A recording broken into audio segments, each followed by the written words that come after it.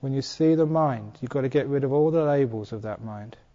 Everything you've been taught, and go deeper and deeper and deeper until you know what that mind is, until you penetrate it. To penetrate it is just a shell, and inside absolutely nothing. Ajahn Chah used to say, Wang, empty. If you're resisting this teaching, that's called vipallasa. If you get into jhanas, all resistance will be gone. You'll be able to go deep and see. You're seeing what you don't want to see, experiencing what you don't want to experience. That's why I always say that insights are those things which surprise you. They're not what you already know. If you already knew these things, you'd already be enlightened, you wouldn't need to practice so hard. You wouldn't be subject to suffering. You wouldn't be getting upset. You wouldn't be getting caught up in things.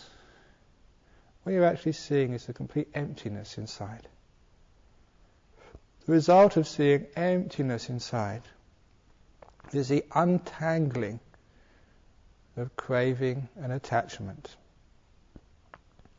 The simile which I've always given, which shocked me but which was very powerful, was actually to see that attachment has two ends to it. It's not just what you pick up, it's what is doing the picking up. If you imagine an arm, the fingers at the end there, that's the object of attachment. The hand picking something up. But go in the other direction. What is actually doing this picking up? Go back across the tendons to the muscles along the nerves to the brain back to the mind. Why are you picking this up in the first place? Who's picking it up? What's picking it up? What is doing the attaching? What is doing the craving? That's the only point where craving and attachment can be fully overcome. Not at the point of the hand. It's too late down there. It's where all this picking up is coming from. The doer, the knower. When you see that is empty, there's no one there. There's no thing doing the doing. There's no person at the switchboard. Once you see that, the emptiness of everything, no doer, the will is just a phantom. The citta, the knower, the mind, a phantom. No one there. When there's no one knowing, then you can let go of knowing. Nibbana, or rather parinibbana, can happen. The cessation of everything. As long as you think a knower is absolute, permanent, essential, always has to be there, there can be no letting go of knowing. If you celebrate and delight in knowing, you'll always celebrate and delight in suffering. And you'll never be apart from suffering. To know is to suffer. Whether it's knowing on the level of the world, or knowing deep in the mental states of jhanas.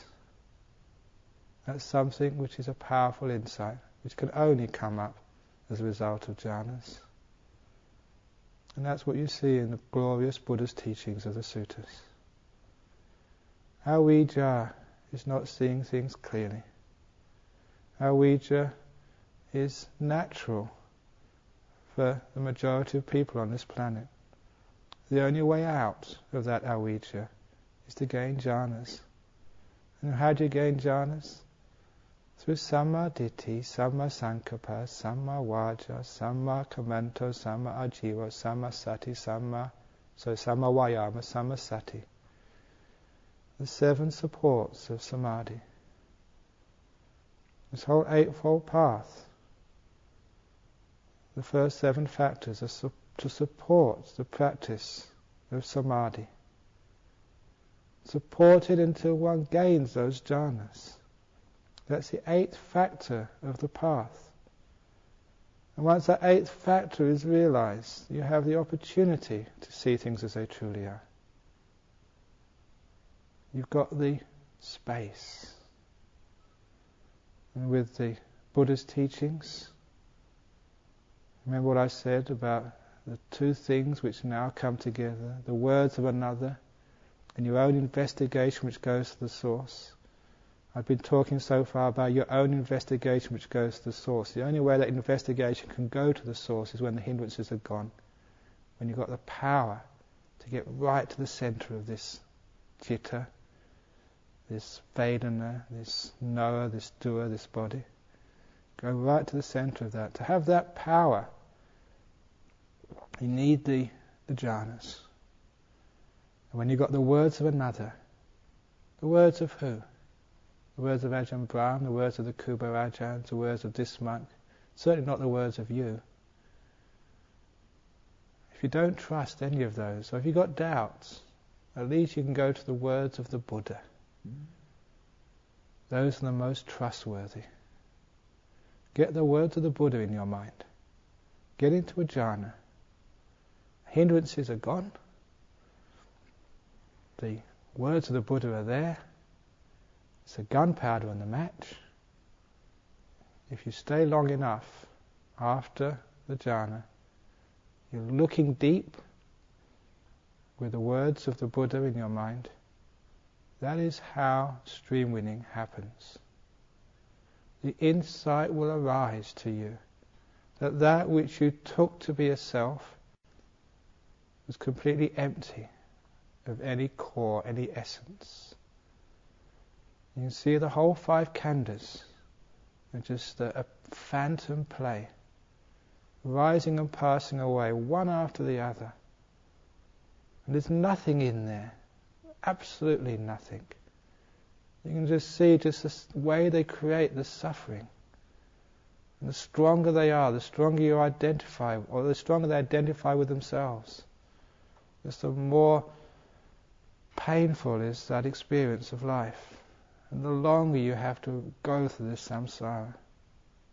You see there's nothing in there. You know the reason why the Buddha sometimes said this wasn't annihilationism, because there's nothing there to annihilate. How can you annihilate a phantom when it's not really there? Once you see it's not really there, it's about to go. It's about to disappear. When you actually see that, there's no one in here. And that's called being a stream winner.